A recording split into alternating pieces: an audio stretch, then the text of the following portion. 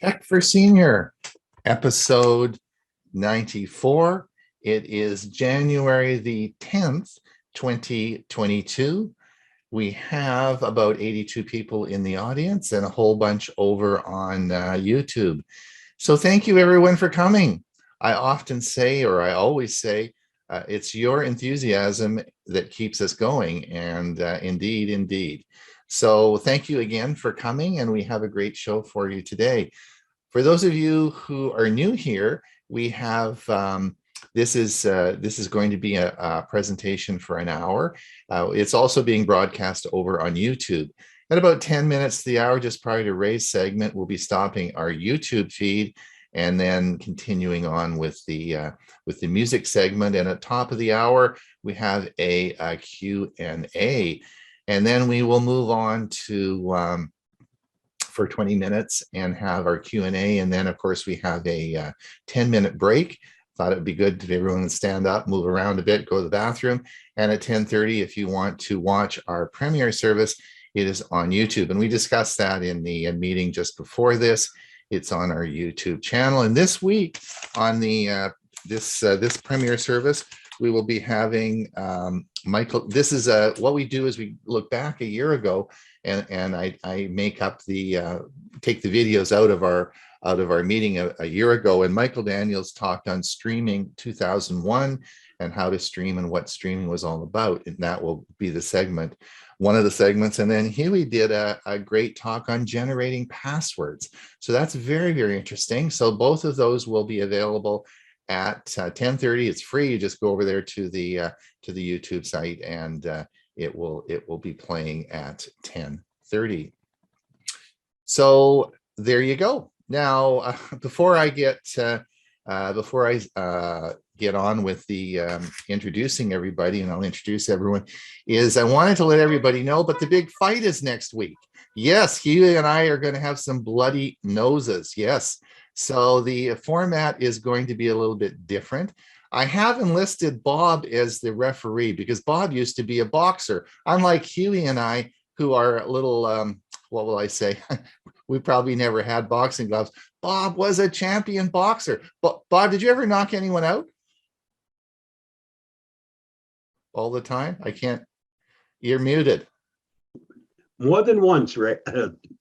More than once. Yeah, more than once. More than once. All right. Anyway, Bob is going to be the referee. And so what's going to happen on next week? So the format of the show will be a little bit different. Hewie is going to go first with a 10-minute pre-record. Well, first of all, we'll have the normal intro, and then we'll have the Bob security update. That will all be the same. But then we'll move right in, and we were going to have a poll. And we'll start with a poll, and the poll will ask, do you think, should you back up your hard drive? And then, of course, we'll get everyone's opinion. And then Hewie, of course, debating for this and saying this is a good thing. He'll do his 10-minute section. And then, of course, I get to do mine, and I'm going to argue against backing up your hard drive. Then we're going to have two 5-minute sessions that Bob is going to time, and Bob is going to and this is where these are not pre-recorded, and so Hewie will get to say Ron's full of crap, blah blah blah, and then I can sort of rebuttal for another 5 minutes and say, what my feelings are about his presentation, because we won't have seen each other's presentations, right? And then we're not going to have questions. We're going to move right into Ray's music segment, and then finish the meeting. And the meeting may finish a bit earlier, maybe 5-10 minutes earlier. And then we'll roll that whole thing into a question and answer after that. So we want to finish the meeting, and then it'll be a question and answer. So the format will change a little bit for next week. So that's the plan, and it should be a lot of fun, I think. Of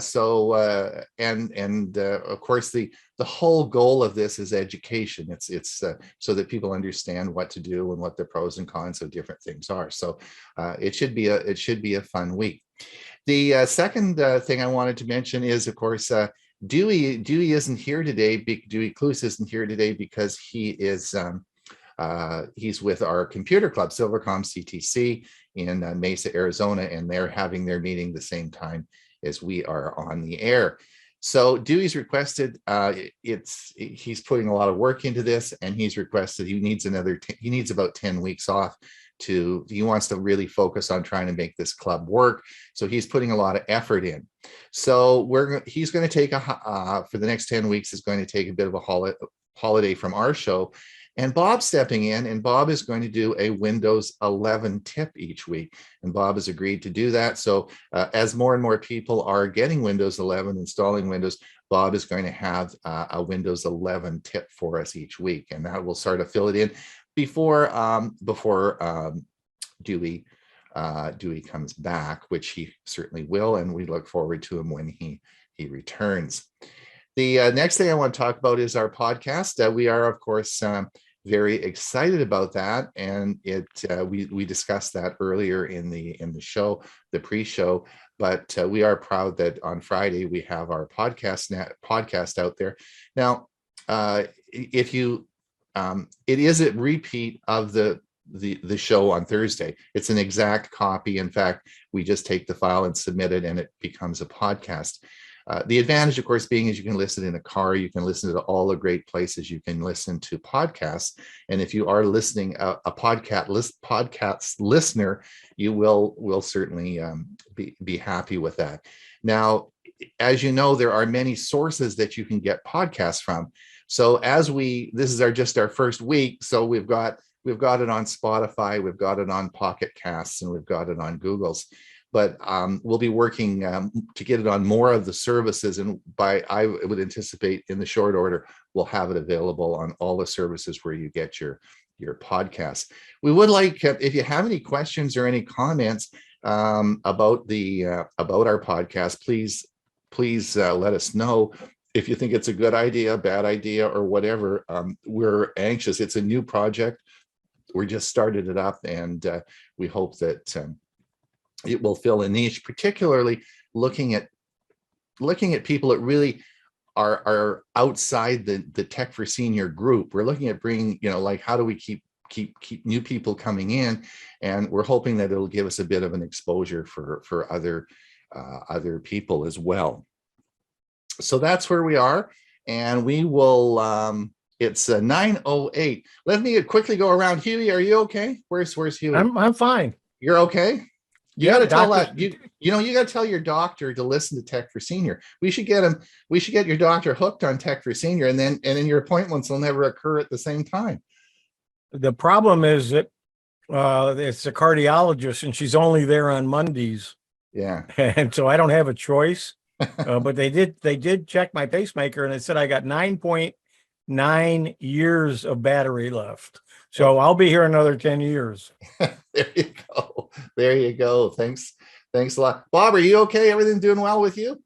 Everything's fine here. A little cold, but everything's fine here. All right. And Ray, you were without power this weekend. Yeah, we were supposed to get together on Saturday morning, and all of a sudden the power would go out. I have 2 UPSs under my desk, so the computer stayed on for a while, and it would go on and off, and finally it went off, and that was it. So it turned out a tree branch fell on where I live is rural. We have all of our power lines are on posts, and a tree knocked down a line. Well, I'm glad you're up and running, because you're the big guy today. You're talking on your Plex server, which we'll get to in a minute. Bill James, where's Bill? Here. Everything's fine. Everything's fine. I can't see you. Why can't I see? Oh, you're over there. Oh, you're over on the right hand side. You're over there, right? Okay, Yeah, it's 39 degrees here. All right, good. All right, excellent. Well, welcome everyone, and we're going to get going because otherwise we're going to get behind here. Bob, are you ready to roll? I am, once you're finished. All right, I'm stopping. I'm stopped talking, okay? Here is the Avast Security News Roundup for the week ending January 7th, 2022. T-Mobile users suffer SIM swapping attacks. We informed a very small number of customers that the SIM card assigned to a mobile number on their account may have been illegally reassigned or limited account information was viewed. A T-Mobile spokesperson told Bleeping Computer last week in response to questions about a new T-Mobile data breach. This issue was quickly corrected by our team using our in-place safeguards, and we proactively took additional proactive measures on their behalf, the spokesperson added. SIM swapping, also known as SIM hijacking, occurs when a bad actor convinces a carrier's employee, either through social engineering or outright bribery, to reassign SIM cards. The bad actor then gains control of the user's account, including all saved passwords. T-Mobile provides guidance on the issue in its account takeover support page. Ransomware attack staggers Shutterfly. Photo company Shutterfly issued a statement that parts of its network had been interrupted due to a ransomware attack. We engaged third-party cybersecurity experts, informed law enforcement, and have been working around the clock to address the incident, the company reported, noting that customer financial information was not stored in the affected network areas. A source told Bleeping Computer, however, that a screenshot of the stolen data shows the last 4 digits of customers' credit cards. Notorious ransomware group, the Conti Gang, is behind the double extortion attacks, where files are both encrypted and stolen. If the victim doesn't pay the ransom, the gang threatens to leak the stolen data. For more on this story, see Cyber Scoop. Purple Fox malware spreads by phony Telegram installer. Researchers have found that malware posing as an installer of the messaging app Telegram is spreading the Purple Fox backdoor, a way bad actors can enter and take over the system. First discovered in 2018, Purple Fox is a sly malware with rootkit capabilities that allow it to be planted beyond the reach of security software. An extra level of sneakiness was added to these Purple Fox infections, as they were designed as a series of small file executions, tiny attacks that flew under the radar, yet ultimately added up to full infection. For more, see the Hacker News. Patch released for Y2K22 bug that disrupted email worldwide. Microsoft has provided a fix for a bug in Microsoft Exchange servers 2016 and 2019 that shut down on-premises mail delivery when the company released version 22.01.0.10.0.01 on New Year's Eve. The bug made it impossible to interpret 2022 as a valid date. As a result, on-premises servers all over the world crashed, just as 2021 was moving into 2022. The next day, Microsoft released a patch that could be administered manually or automatically. The fixes must be performed on every on-premise Exchange server 2016 or 2019 inside an affected organization. For more, see Ars Technica. Federal Trade Commission warns U.S. companies to protect against Log4j attacks. In a blog post, the U.S. Federal Trade Commission reminded companies that it is their legal duty to take reasonable steps to mitigate software vulnerabilities that could affect their clients' data, such as the ongoing Log4j attacks. Log4j is a logging tool that records transactions on customer activity. Recently, a serious vulnerability was discovered in the software, and attackers have been exploiting it with greater and greater frequency. The FTC intends to use its full legal authority to pursue companies that fail to take reasonable steps to protect consumer data from exposure as a result of Log4j. The FTC wrote, including guidance and tips for any company that uses Log4j software. This week's must-read on the Avast blog. The location of the website that you visit does have an impact on privacy policies. There is no general global privacy policy. Each country and region will have their own notion on online privacy and approach how to structure a privacy policy. Read up to find out how your location affects your online privacy by selecting the link below. And that wraps up this week's Avast Security News Roundup. Stay safe, stay secure, and I'll see you again next week. Bye-bye. Thank you, Bob. That's great. So just while you were doing your segment, Bob, we actually had a power failure here, and the lights went down and it came back up. And I'm thinking, but everything's plugged into my UPS power supply. So it clicked on and clicked off, and so everything is fine. There you go. All right, let's see what Dewey has to say. Good morning, friends.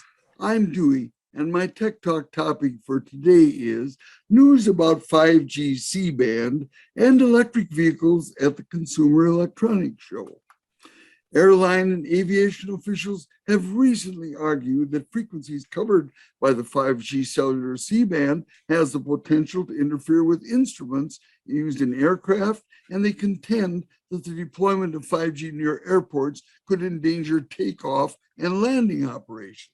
Cellular carriers, the Federal Communications Commission, and the Federal Airline Aviation Agency have disagreed on whether C-band 5G signals using the 3.7, 3.98 gigahertz frequency range could interfere with instruments that measure in the 4.2 and 4.4 gigahertz spectrum. This is according to a recent article by David Lum and Eli Blumenthal at CNET.com. Nearly 40 countries, including Australia, China, France, Japan, South Korea, and the United Kingdom, have already deployed 5G over C-band with no issues involving aircraft.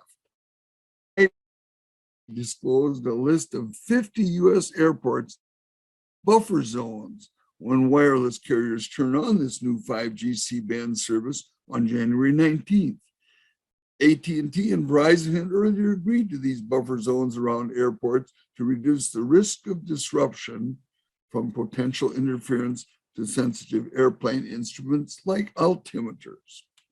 Once C-band service goes live on January 19th, Verizon and AT&T customers should see broader 5G service with higher speeds that fall between the 4G and millimeter wave 5G, which is blazingly fast, as they say.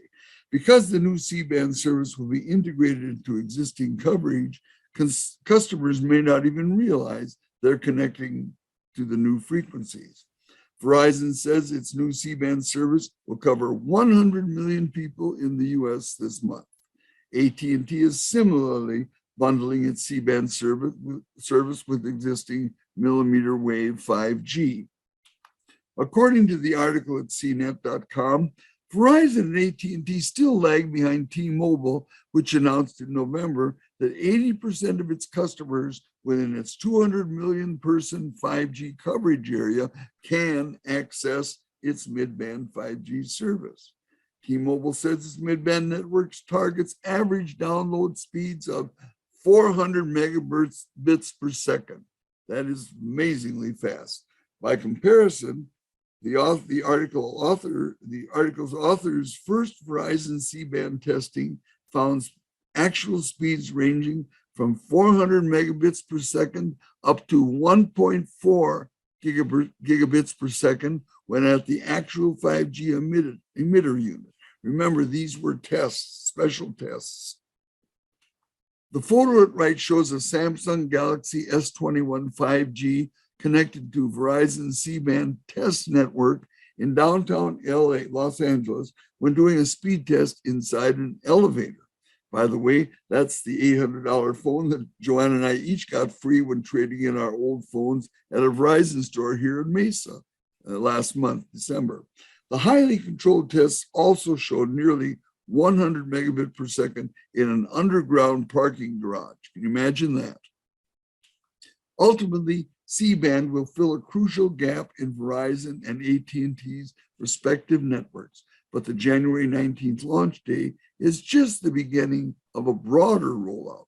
The article's author wrote that it will be interesting to find how customers react to the supplemental service, which could fulfill the 5G promise to bring high speeds to consumers beyond and outside of major cities. Or, he asks, will be just another small step in the slow network evolution after 5G. It's kind of things happen gradually, but they continue to happen. Forbes.com recently reported on future electric vehicles at this year's virtual Consumer Electronics Show in Las Vegas. The Chevrolet Equinox EV is expected to arrive in showrooms in late 2023. Pricing will start in the low $30,000 range and appears to have all the makings of a very desirable family crossover. Very pretty car.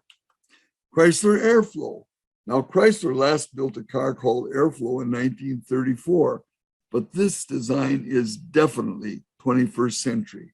Due by 2025, it'll be the first Chrysler electric vehicle and will herald a new generation of all electric Chryslers. Sony Vision S SUV electric vehicle.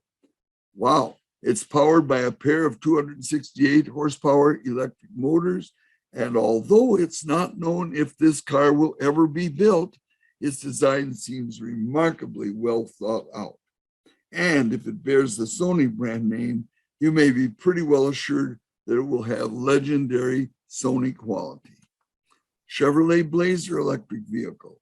In addition to the Equinox EV just mentioned, GM will also build a fully electrified Blazer by the end of the year.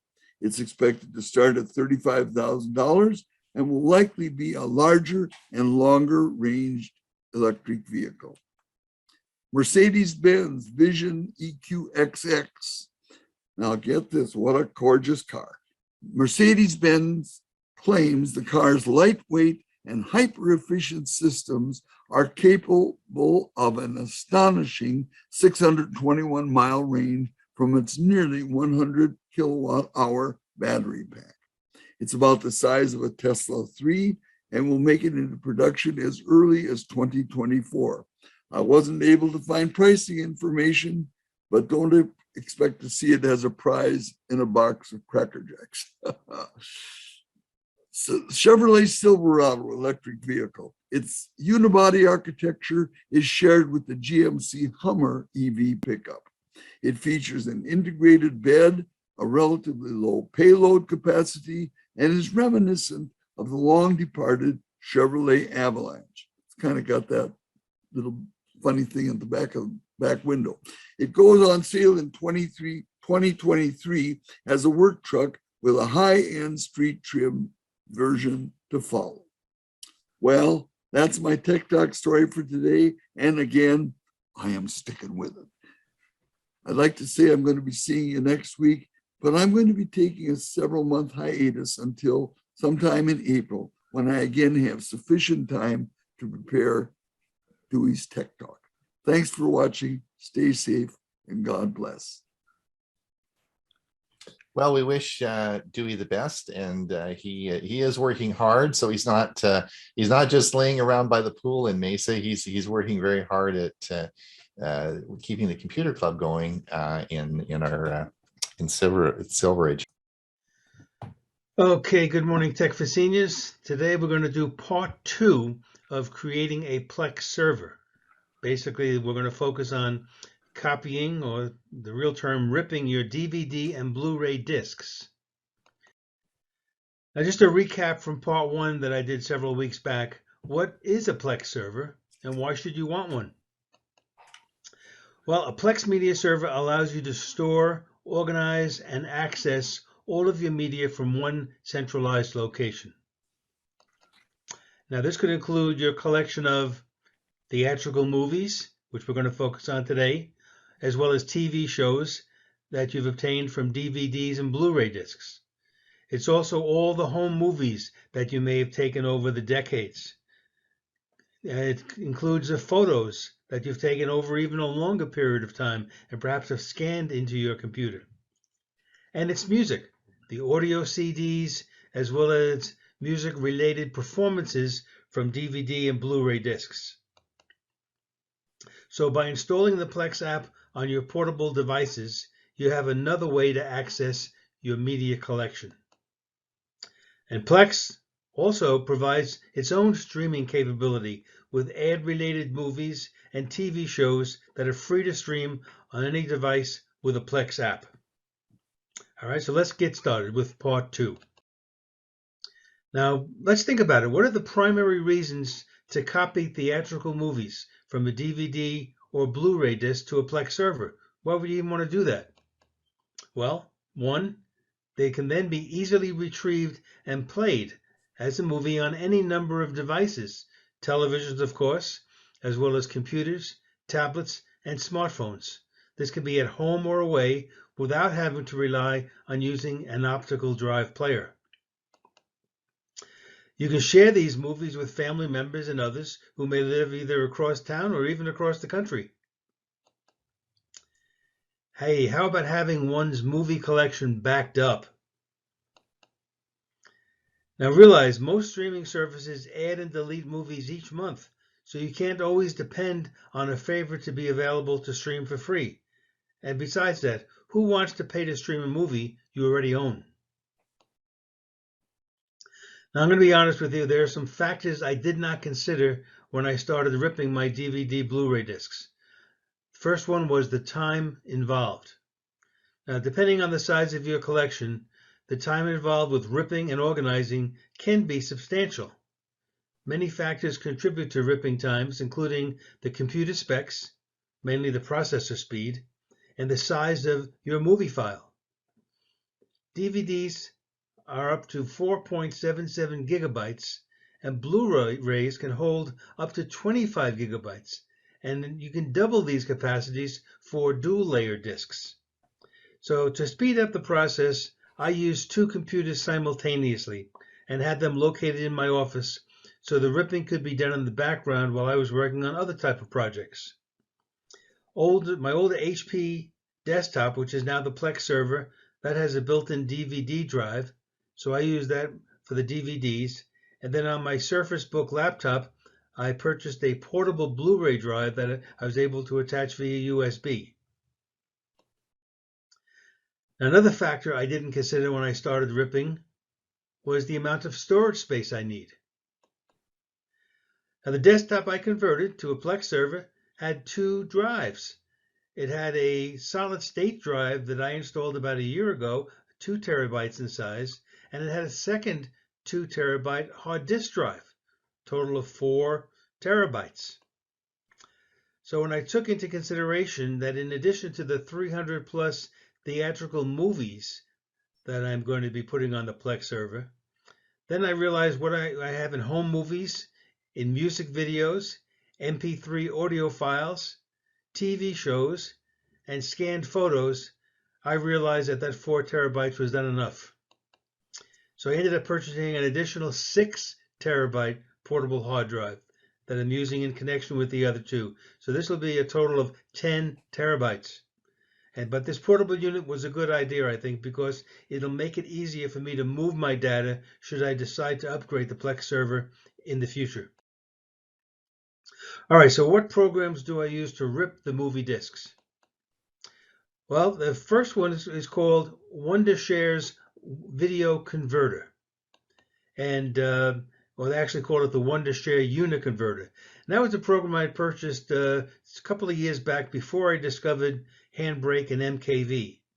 So it's not inexpensive. It's $40 a year, $56 for 2 years, and $80 on the perpetual plan.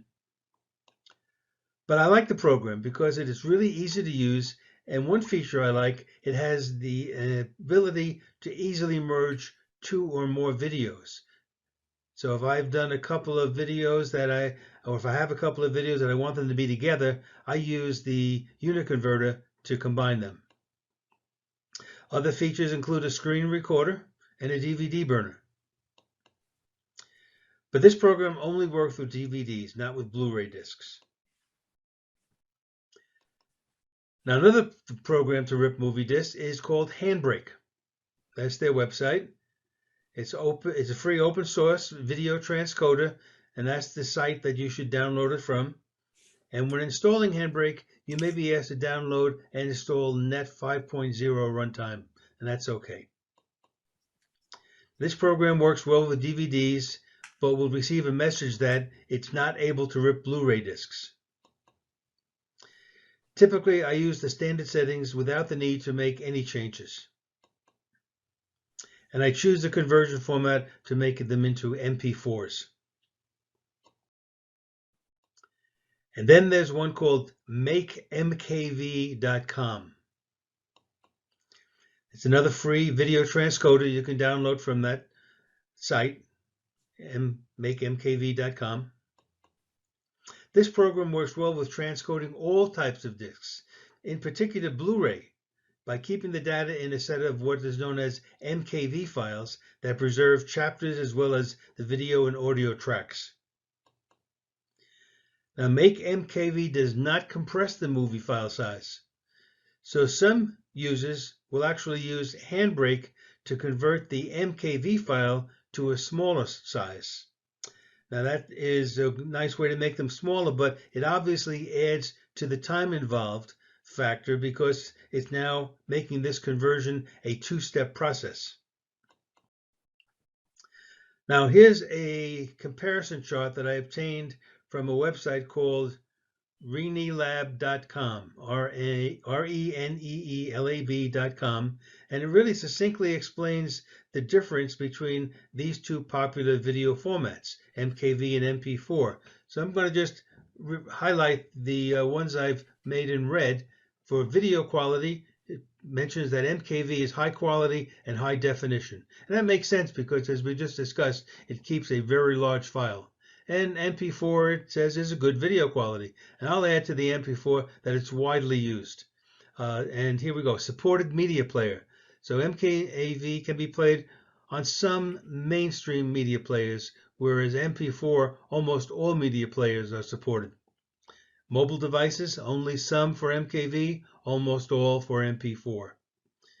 Video encoding, almost all is supported for MKV, and then most of the popular ones are for MP4. Same is true for supported audio encoding.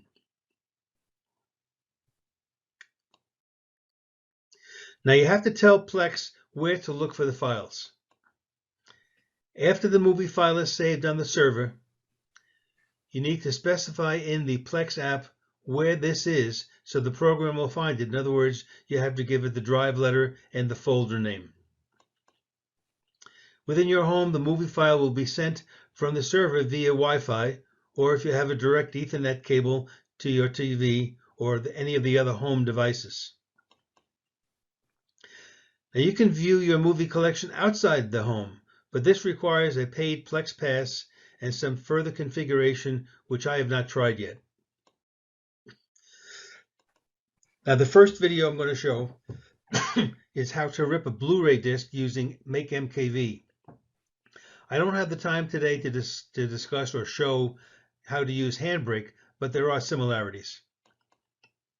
And the second video shows how the ripped movie is played on a home TV using the Plex app. Part 3 of this Plex series in the future will demonstrate using Plex for the home movies, family photos, and for me in particular, my collection of music videos and MP3 files. I hope the others who use Plex will comment on their experience after today's session is over. Okay, back to you, Ron. Okay, I'll go. So you want me to play the Play the two videos, one after the other, number one first. Okay, doke. Okay, with this video clip, I'm going to demonstrate how to use a free software called MakeMKV, and how to use that to copy or rip a Blu-ray disc. Now, Blu-ray disc normally has a variety of different kinds of software in it that tries to prevent the copying, but this MakeMKV has been able to get beyond that. So first thing I've done is I put the disc. It's a movie called The International. There it is. I certainly have the original, which I purchased many years ago. And I put the Blu-ray disc in my Blu-ray player.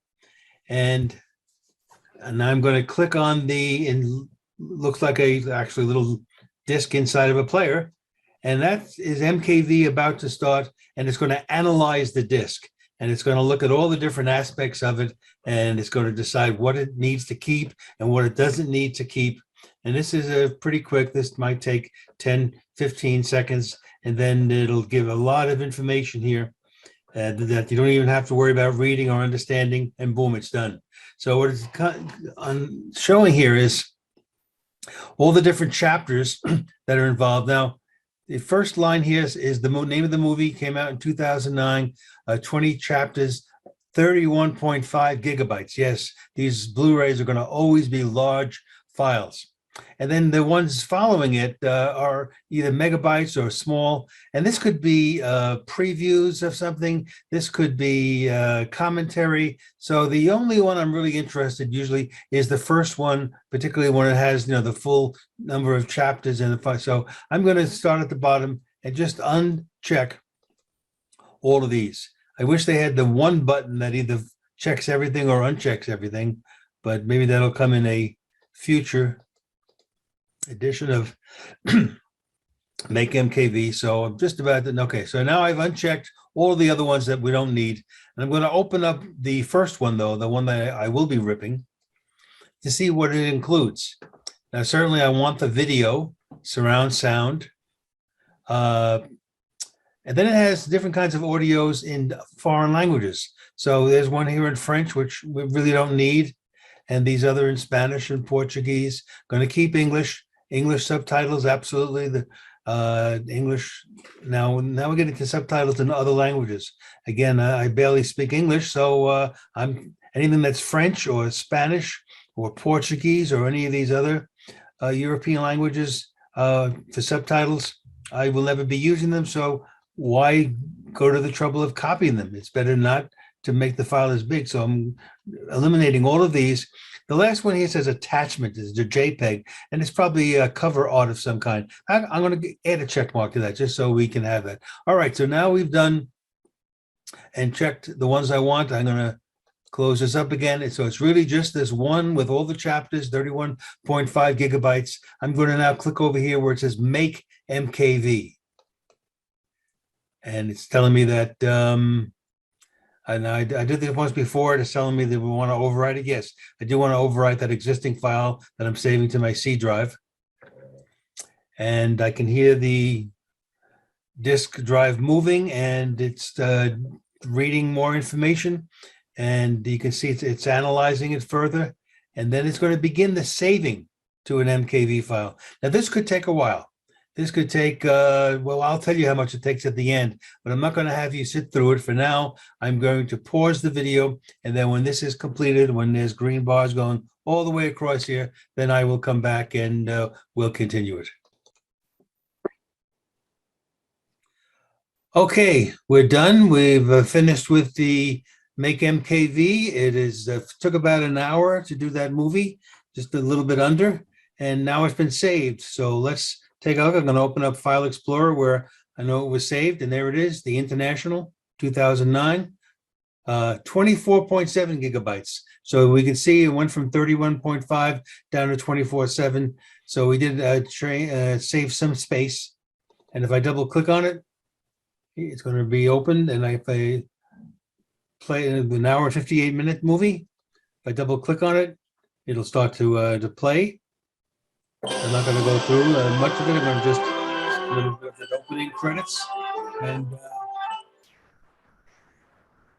that is going to be fine. I'm going to close that down now. I'm going to stop sharing,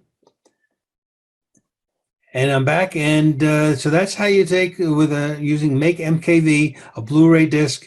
And now I have that file saved on my computer, and now I'm going to put it on my new server, my Plex server, and then link it to the right file. And so I will show you later how this movie will appear on the TV. Thank you very much. Stay tuned for the next part. Ooh. Can you see that, right? Yes. Okay, good. All right. All right, here we should go. Okay, folks, I'm in my living room now in front of my TCL television. I've brought up the apps that are loaded on the TV, including the one for Plex. So I'm going to press the remote so that one will load now. And it takes a couple of seconds, not too long. And then it opens up to what called the home screen. That's kind of showing some video movies that we might have been looking at before. I'm going to go back one step and just go to the movies category. And now this is all the movies that I have here. Right now there's 215 loaded so far, and I know I have more. And the one I want is the international. So that was going to be under I. So I'm just going to scroll down until I get to the I's. A little bit further, a little bit further. Here it is. The international. So I'm going to open it up, and it gives me a little synopsis there of what the story is going to be about. Tells me who the director and the writer is. I can actually play the movie. I can watch a trailer. There's more options, including watch together. And if I have somebody on my setup in a different part of the town or country, that I can watch the movie together. We can watch it on each of our TVs, and then can be able to, just as if they were in the same room here. So then down here it gives me information about the cast, the actor's name, and the character that they play. If I click on the character, it will tell me if I have in my database here other movies that this same actor is in. In this case, Clive Owen, this is the only movie I have for him. And down here there's some extras, trailers and whatnot. There's information from reviews from different organizations that have reviewed it. And then over here is related movies that, again, are in my database. And if I saw, maybe I want to watch The Bank Job instead of the International, it's a matter of just clicking on them and it'll bring it up. But in this case, I'm going to go up to play for the International just to kind of start it.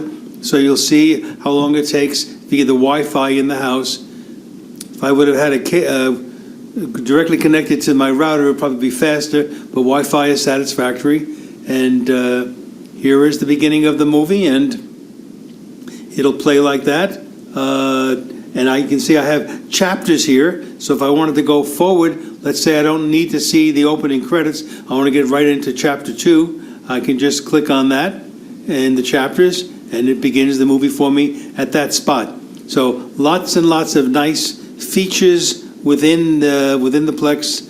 I'm going to go back now, and I'm done watching this movie, so I'm going to close this down. So that's exactly how easy and simple it is for the ability to take a movie on a disc, copy it to your Plex server, and then connecting the server with your TV, you can play them. I'm going to stop now.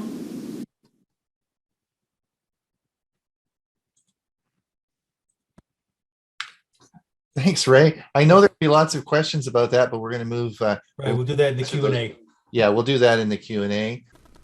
It's Ron Brown with Tech for Senior. COVID and your smartwatch. This week I've been watching the news and have seen so many people standing in line for hours only to be turned away and told to self-monitor at home. They were waiting for all that time for a test. This is very frustrating, and wondered, as a retired physician who writes a lot of articles about smartwatches, if I could help.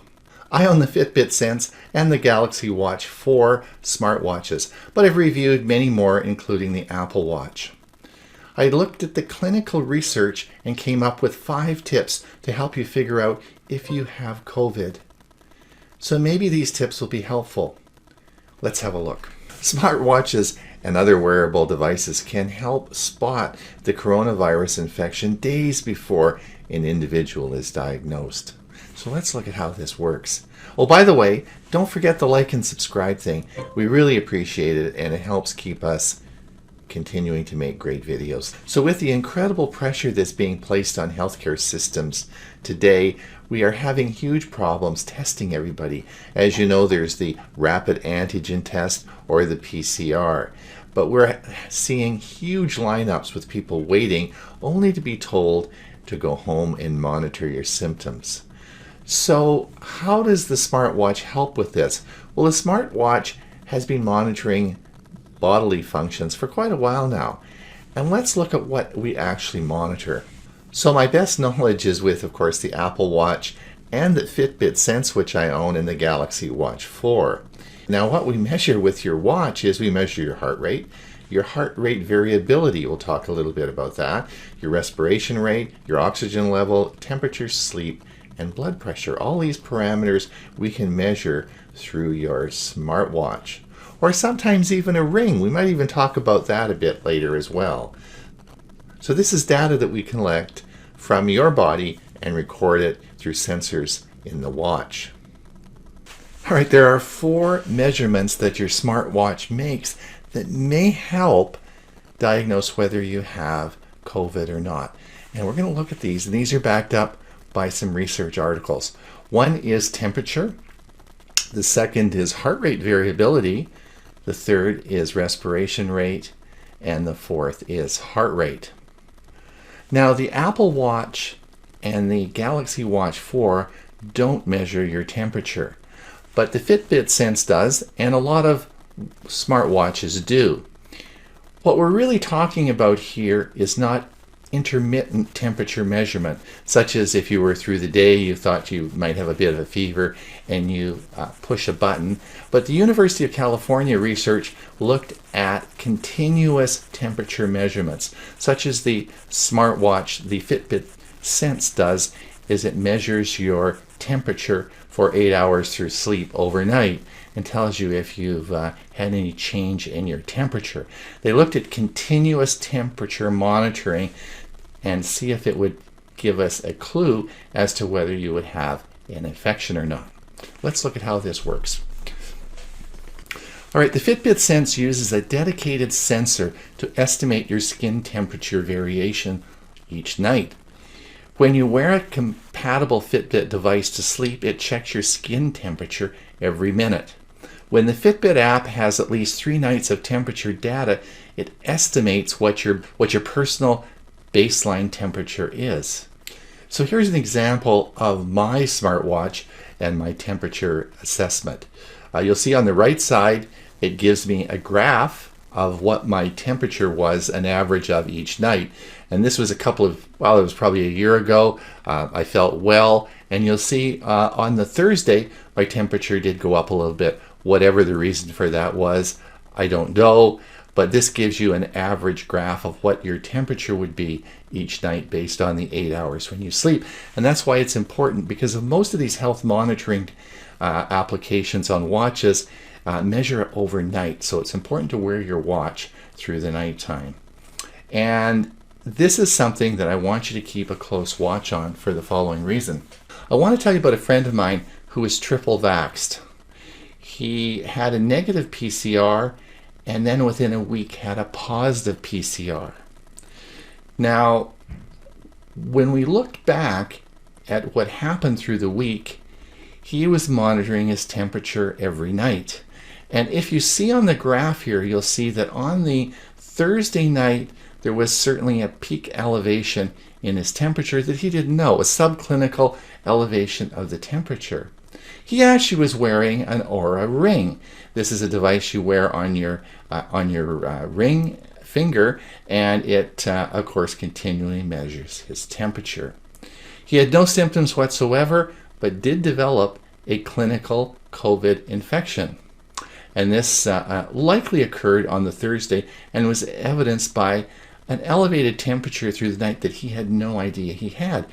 So one of the things you can do is, if you have a smartwatch that's measuring your temperature, make sure you look at this each morning. Your watch won't tell you. You have to go and look at the graph, and if you're self-isolating, wondering if you have an infection, look at the graph each morning.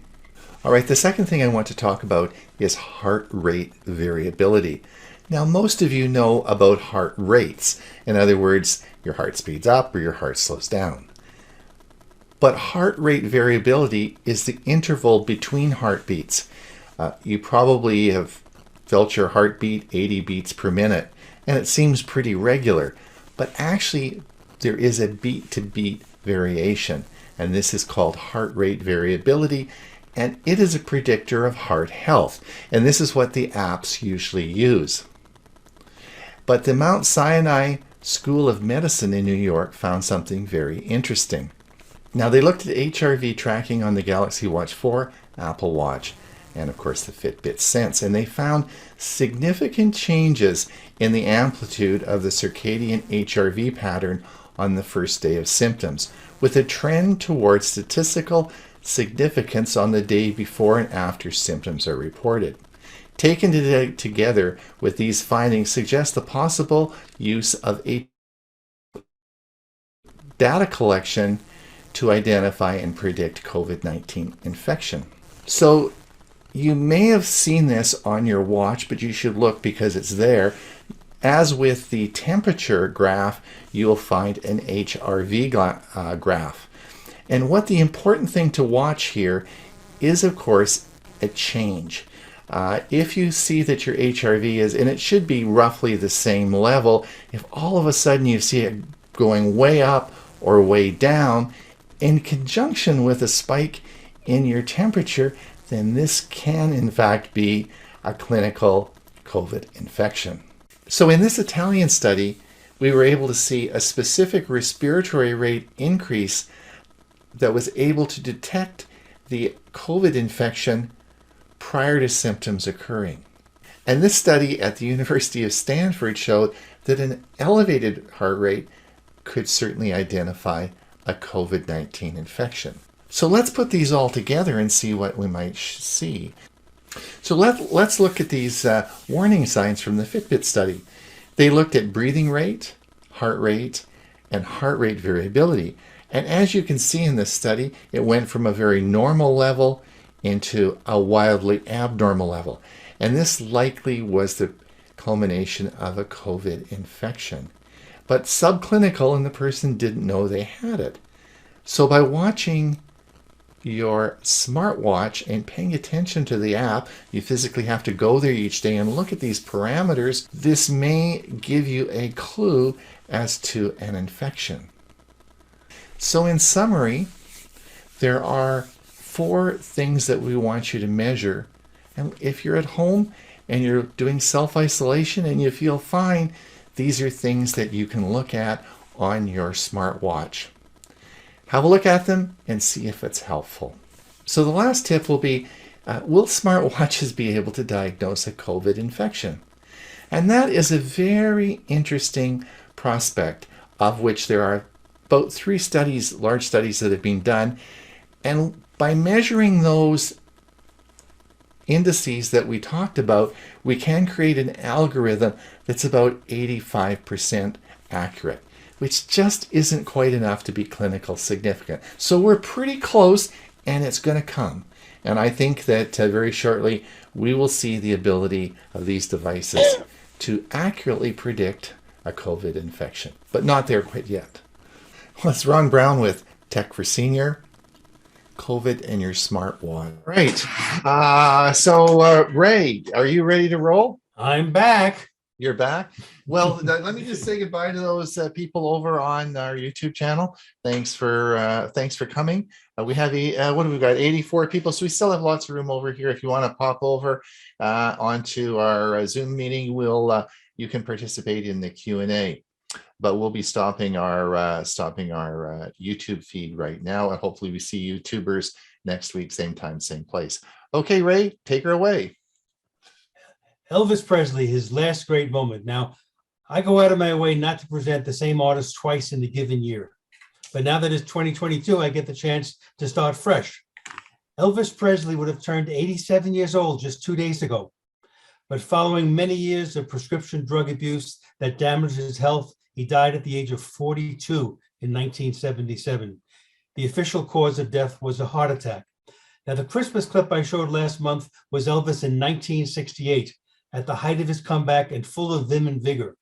But just 9 years later, you can tell Elvis is having trouble finding the right words, completing his sentences, and often seems a bit confused.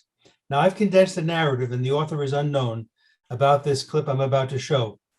It's the summer of 1977. Elvis was barely sleeping, in poor physical shape, and should have probably been in the hospital, but he was still a huge draw on the concert circuit, and the money was too good to turn down.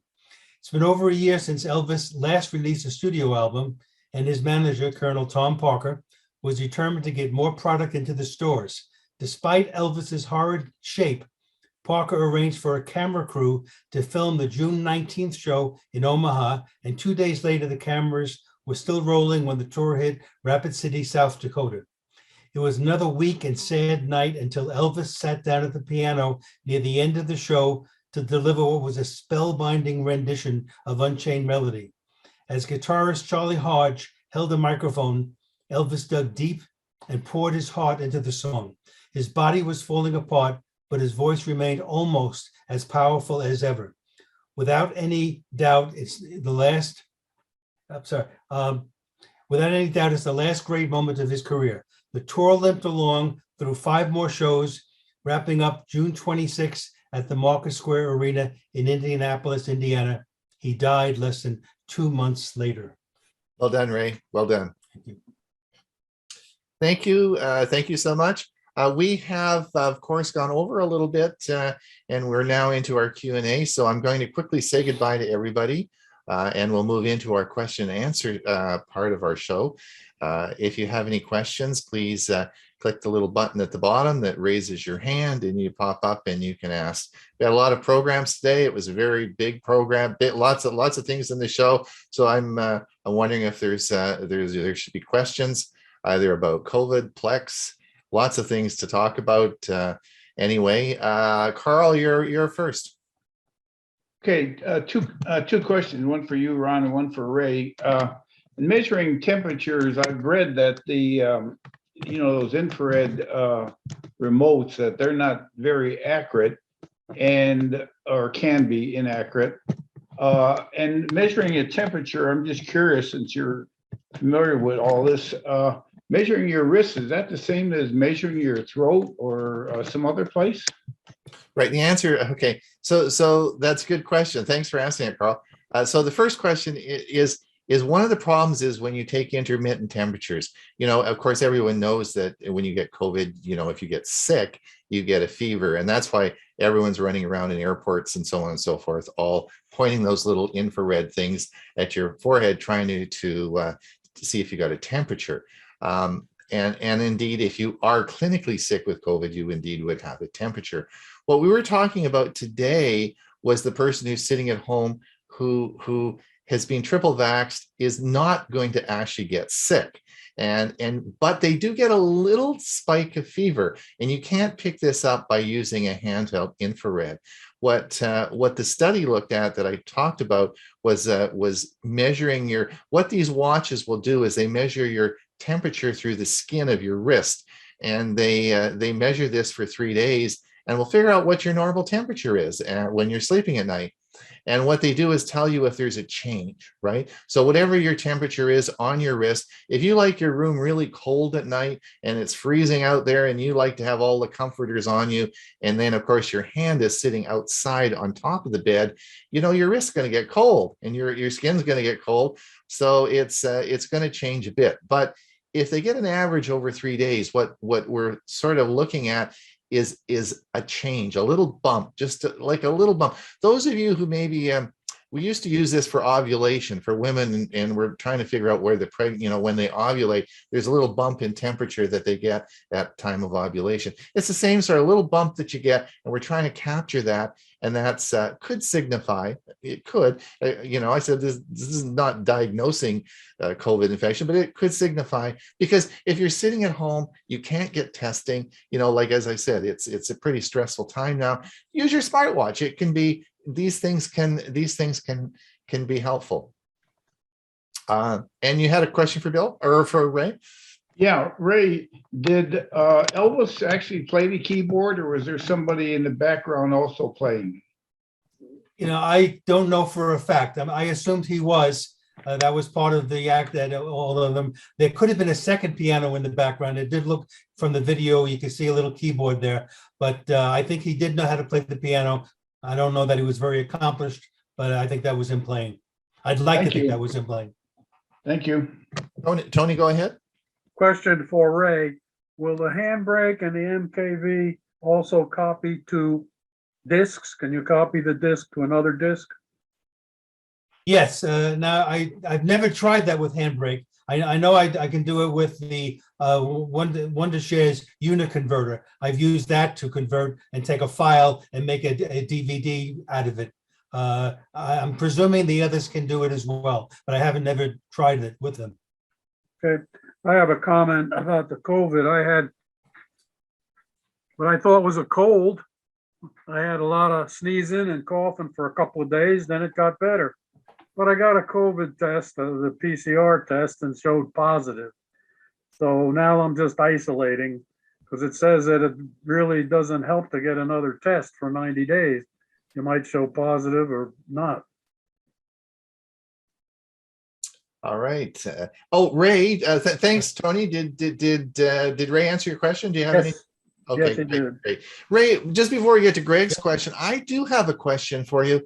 If you take my DVD and you open it up, I always get confused because there are a lot of files on that DVD. Now, is it just that big file, that great big file? Is that the only one that's important? Because I always get confused, and sometimes there's multiple big files. Is it real obvious on these DVDs which one to choose? Right, and that was the Blu-ray that I had opened up, and that is, as we've talked about, much larger files than a DVD. Right. So the key with respect to the Blu-ray, because that'll have previews of other movies, perhaps it'll have commentary by the actors, all kinds of different things, the multiple languages. So that's where you want to go in and just eliminate and not copy the stuff that you know you're not going to be using. Right. But the main file is only one file, right? Yes. Okay. And it's usually at the very top. Very top. Okay, great. Greg, go ahead. Okay, this is a goofy question. On your debate with Dewey, is it modeled after the Canadian elections or the United States elections? Well, first of all, it's not with Dewey, it's with Hewie. So we'll be so I don't know. We haven't figured that one out yet. I think I'll be wearing the Canadian boxing gloves and he'll be wearing the US boxing gloves. There you go. John, go ahead. Unmute yourself. There you go. Unmute yourself, John. Hit the space bar and unmute yourself.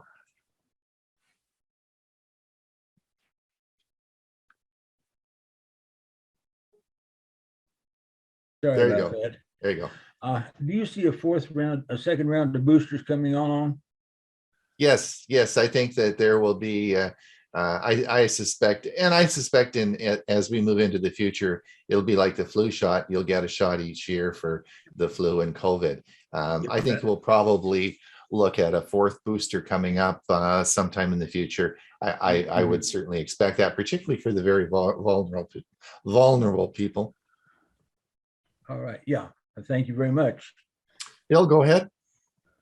Yes, my question's for Ray. What about closed captioning? Is that something that does not save on the Plex server? It does. If the movie has it, either on the handbrake or with the other one, you're able to specify you want them. If you notice in my video, when I went down the list of options that I wanted to save, I did choose subtitles.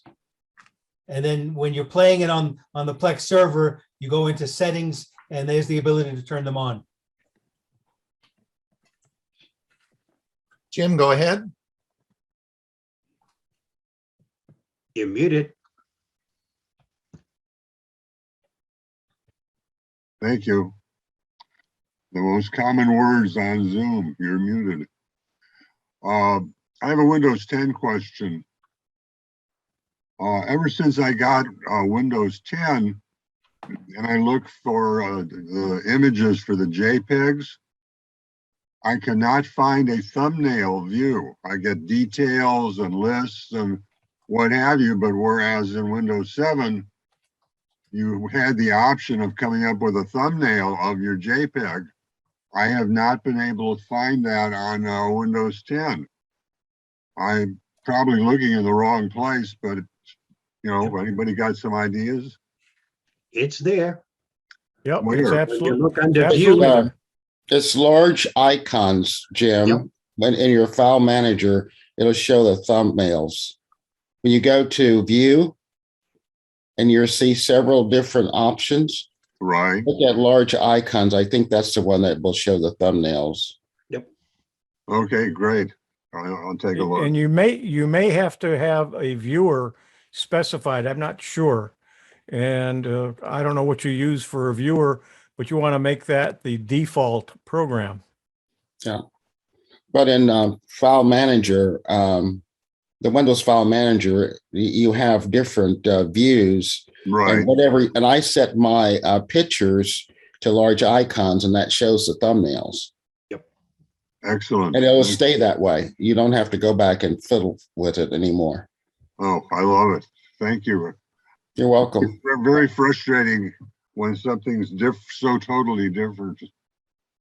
Or they hide it, They just rename things.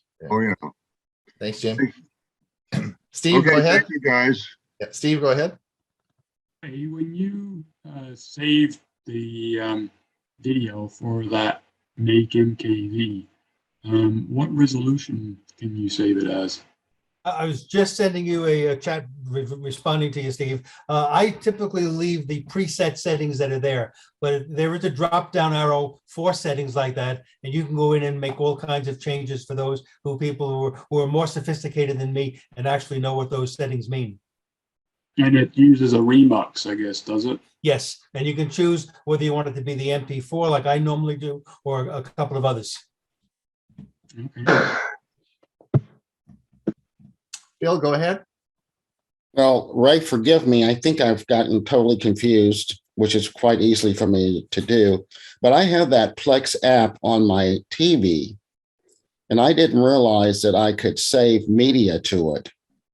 Yeah, you can. Yeah. Now the Plex app is free, and it provides quite a bit of ad-supported content. So Crackle and sources like that are available on the Plex server. So you want to watch a movie and then they throw in a few commercials here and there. But that was not the original the purpose of Plex. That's something that's been a recent add-on. Originally, it's been to act as a server where all kinds of media can be saved, as I hopefully showed a little bit this morning. Okay. And so in order to use it, I just need to connect the whatever I've used to store my movies. That's the impression I get. I can link the two together. Yeah, some people just use their main computer. Well, this is on my TV. I didn't realize that. Yeah, some people use their main computer to store their media and use that for Plex. Others, and I think I mentioned in part one, now that all of our Windows 10 computers are not going to really be useful in another few years, I decided to take one of my Windows 10 that did not meet the criteria for Windows 11 and just converted that. And now I'm slowly but surely taking off all the stuff that's not media. So I'm opening up space on those hard drives that I can put all the other stuff that I do have. Okay. Thank you so much. There you go. George, go ahead. Ron, is there much difference between the symptoms of different infections? I would think that those smartwatches will give very similar results for influenza infections, or even maybe even food poisoning. I'm not sure. Correct. That is correct. Now those specific, that's right. Now the scenario I gave you though was you've been exposed, you've been triple vaxxed, you've gone and you can't get rapid tests, and you've been sent home and say to self-monitor. So all as I was saying is that those are parameters that you can use to look and see they may be added, because if you don't have any symptoms, you don't really know. So you can use those to be as an added way. If you have the smartwatch and you have it all sitting on your wrist, you might as well take opportunity of that and look at those parameters. And yes, you may certainly may indicate that you actually have acquired the infection. But you're correct. I mean, they certainly could be parameters for any infection that might cause a fever or might cause illness. I mean, that's a good point. Chris Rosinski, go ahead. From Arizona. Yeah, right.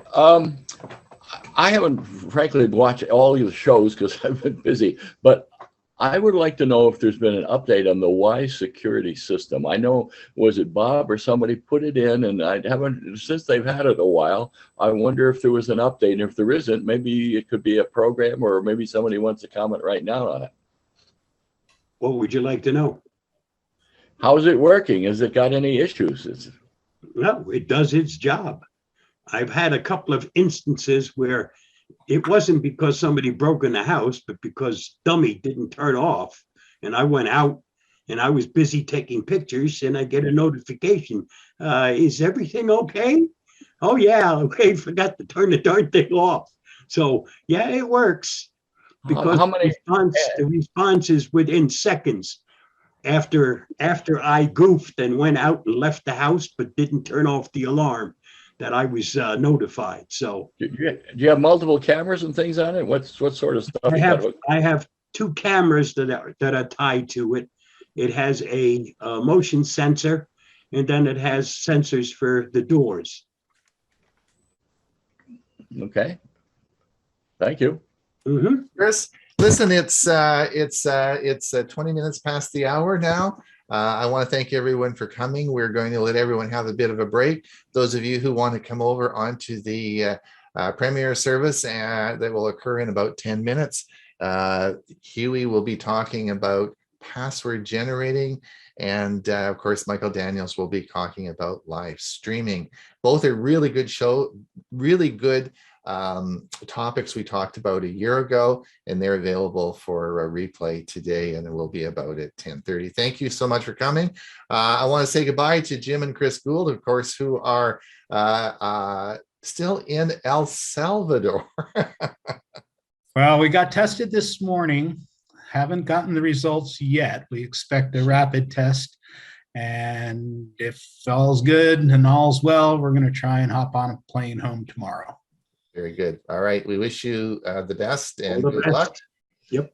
And thank you so much. And we will see everybody for the big debate next week. Yes.